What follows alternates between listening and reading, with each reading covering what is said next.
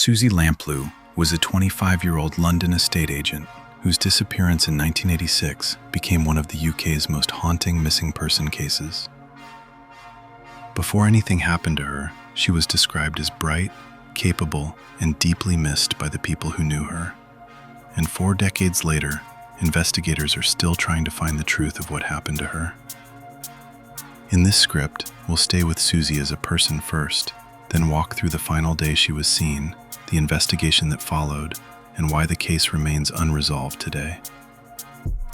Susie Lamplugh worked for a southwest London estate agency and was last seen on Monday, 28 July 1986, after leaving her office at about 12:40 p.m.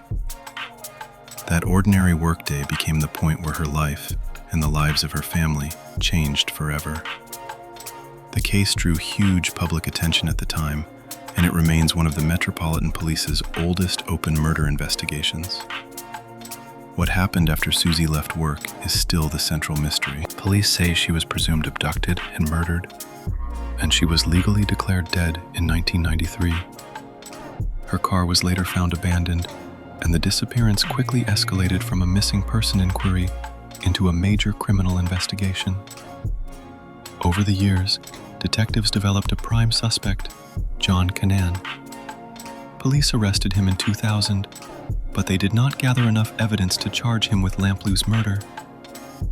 That detail matters because it shows the difference between suspicion and proof.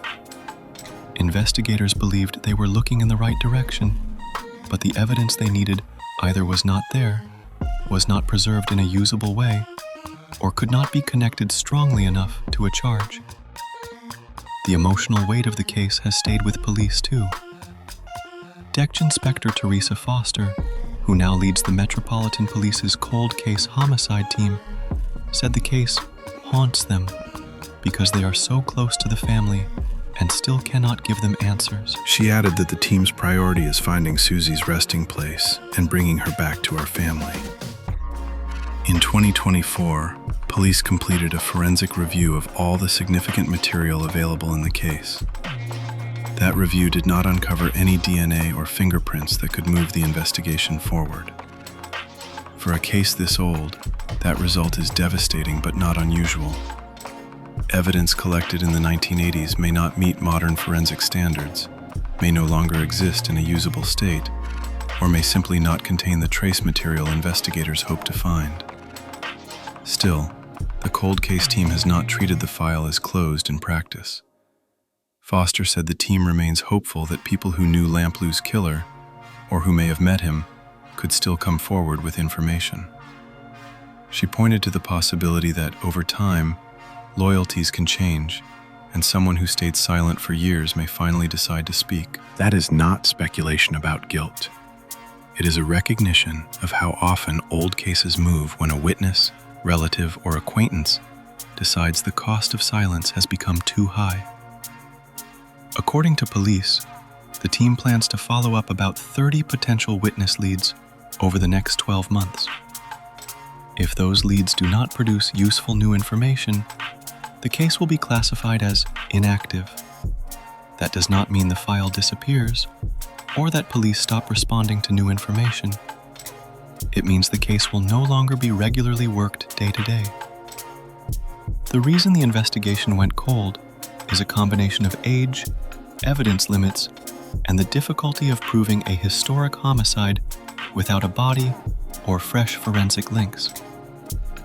Susie vanished in a pre-digital era when CCTV coverage was limited, mobile phones did not exist in the way they do now, and forensic technology was far less advanced. Even when a suspect exists, a case can remain unresolved for decades if investigators cannot bridge the gap between suspicion and admissible proof. That is why new forensic developments still matter. Foster said it will take a change in forensics or technology, or a change of allegiance, or someone coming forward to finally move the case forward. In other words, the answer could come from science, from a witness, or from someone choosing to tell the truth after years of silence. What remains unknown is the most painful part. Police still do not know exactly what happened to Susie after she left work, where she died, or where her body is. They also do not have the evidence needed to bring a homicide charge in a case that has lived for 40 years in the public memory and in her family's private grief. And that is what makes this case endure.